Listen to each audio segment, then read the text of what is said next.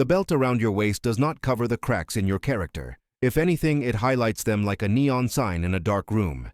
We are sold a seductive lie from the moment we sign the waiver and step onto the mats. The lie that martial proficiency equates to moral superiority.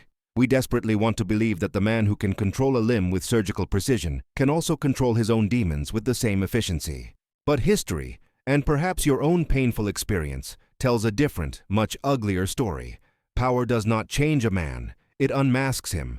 The hierarchy of the dojo, originally designed to organize the transmission of knowledge, often mutates into the very architecture of a prison. If you think the color of the dyed cotton holding your gi together makes you a better human being, you haven't been paying attention. You are just a dangerous animal with a title. And that is exactly where the rot begins. I have spent decades inside this culture, breathing its air, speaking its language. I have bowed to pictures of dead men on walls and living men on pedestals. I have seen the absolute best of humanity in the quiet, sacred moments of shared suffering after a hard roll, where barriers dissolve and only truth remains.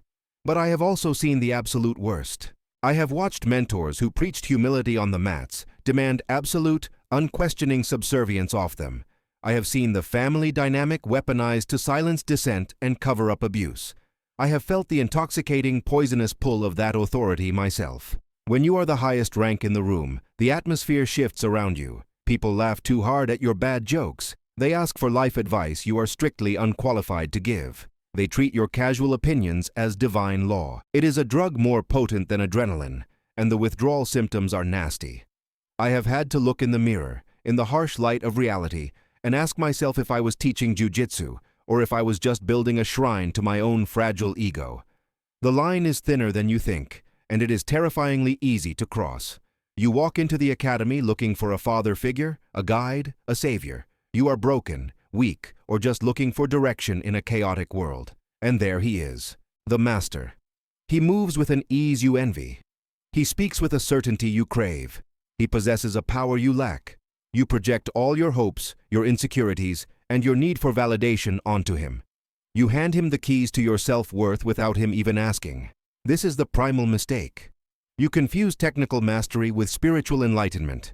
You assume that because he understands the mechanics of a choke, he understands the mechanics of the human soul. But as the years pass, the varnish wears off. You start to see the cracks in the porcelain. You see the blatant favoritism toward those who feed his narcissism. You hear the petty gossip whispered in the back office. You notice that loyalty is valued higher than integrity, and that questions are treated as insults. You realize that the samurai code he preaches is just a convenient marketing tool to keep the tuition checks coming and the critical thinking stopped. The disillusionment is not just disappointing, it is a form of grief. It feels like a betrayal, but the betrayal was yours, for worshiping a man instead of the art. Let's look at the ugly truth that no one puts on the Instagram highlight reel. The dojo is, by definition, a dictatorship. It has to be, for safety and order. You cannot have a democracy when people are strangling each other. But in the hands of an insecure, unhealed man, a benevolent dictatorship becomes a cult. The master stops serving the student's growth and starts using the student as fuel for his own validation. He needs you to remain smaller than him so he can feel big. He needs you to be dependent. This is why you see instructors who sabotage their students' progress, who ban cross-training, who label anyone who leaves to seek new knowledge as a traitor to the clan. It is not about loyalty, it is about ownership. They are terrified that if you go see the world, if you taste the water from another well, you will realize their kingdom is small, their techniques are outdated, and their crown is made of paper. Competence in fighting is often a shield for incompetence in living. A man can be a wizard on the mats, a god of leverage and timing, and a child in his relationships, a tyrant in his business, and a coward in his soul. The belt protects him from criticism. It creates a buffer zone where he is never challenged, never wrong, and never human. This corruption relies on a specific mechanism, the weaponization of the tribe. Humans are tribal animals. We fear exile more than we fear death. The corrupt master knows this.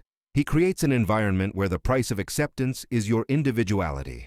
He surrounds himself with enablers, usually high-ranking students who have tied their entire identity to the master's approval. These are the gatekeepers. They enforce the silence. They justify the outbursts. They tell the new students, That's just how he is, normalizing the pathology. If you speak up, you aren't just challenging an instructor, you are attacking the tribe. You become the outsider. The pressure to conform is immense. You start to doubt your own perception of reality. This is gaslighting, codified by rank. You stay because you love the art, and you think you cannot have the art without the toxicity. But that is the lie.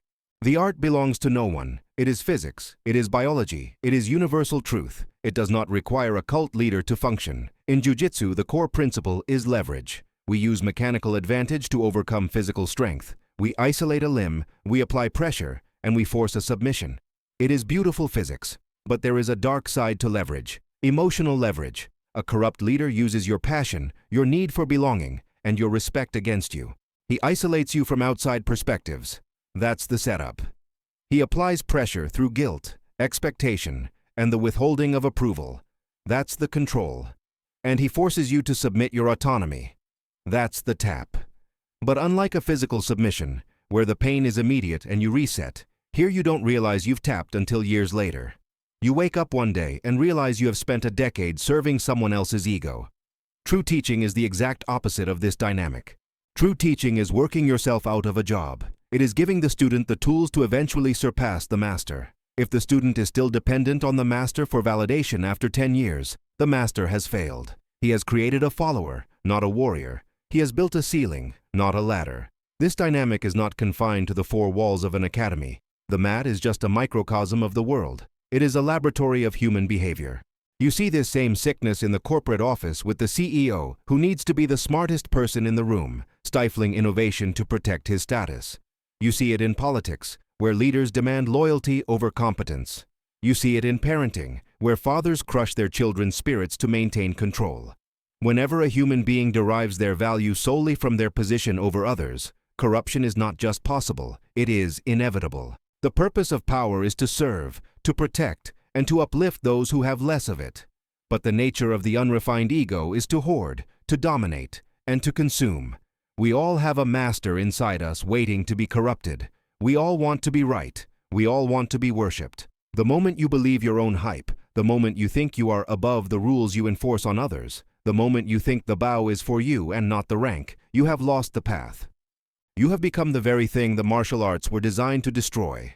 The only way to survive the hierarchy is to kill the idol. You must commit a symbolic patricide, respect the rank for what it represents, time, effort, and accumulated knowledge. But do not worship the man. Separate the skill from the soul.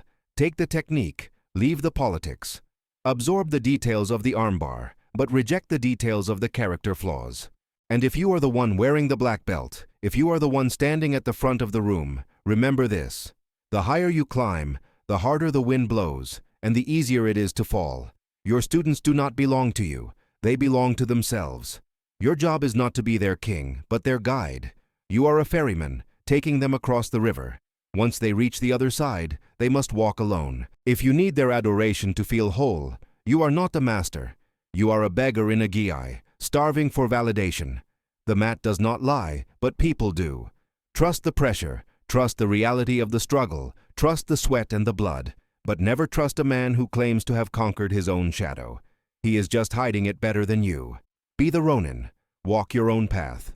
The truth is on the mat, not on the pedestal.